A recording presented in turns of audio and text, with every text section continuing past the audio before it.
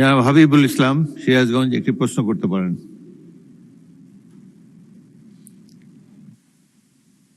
Sorry, Selim Reza Habib.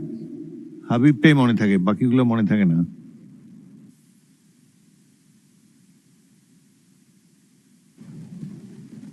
ধন্যবাদ মাননীয় speaker.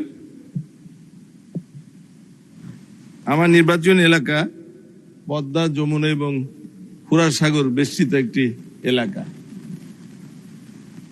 এই এলাকায় নদী বেষ্টিত হওয়ার কারণে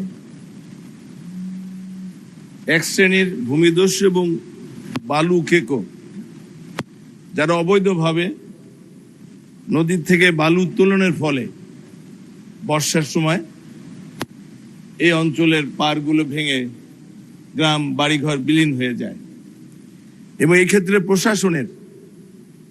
স্থানীয় প্রশাসনের অসাধু কিছু কর্মকর্তাদের সহযোগিতা থাকে।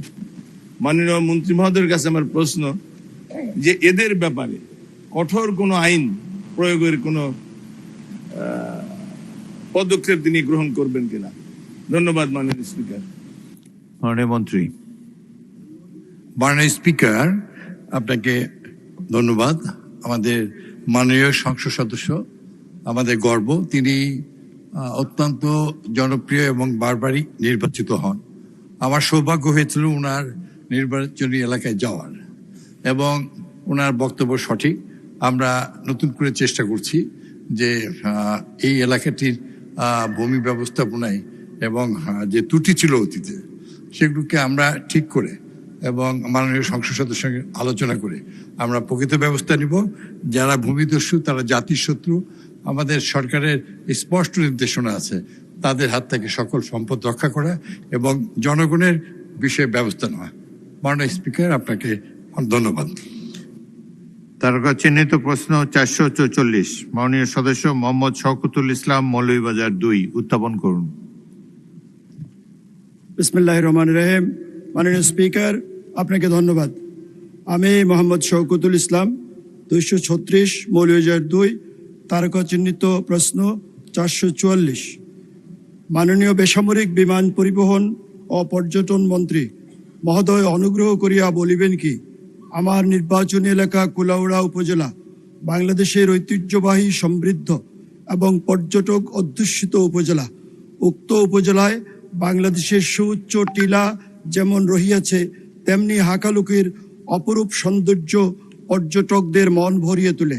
তাই পর্যটন শিল্পের বিকাশ এবং অর্থনীতির প্রবৃদ্ধি অর্জনে উক্ত উপজেলায় কমপক্ষে 2টি 3 তারকা মানের হোটেল এবং একটি 5 তারকা মানের হোটেল নির্মাণ করার কোনো পরিকল্পনা সরকারের আছে কিনা। ধন্যবাদ মাননীয় স্পিকার। মাননীয় মন্ত্রী। মাননীয় স্পিকার, আপনাকে ধন্যবাদ জানাচ্ছি মাননীয় সংসদ সদস্যকে। মাননীয় স্পিকার, কুলাউড়ার পর্যটন সম্ভাবনা সম্পর্কে আমরা সবাই অবগত আছি।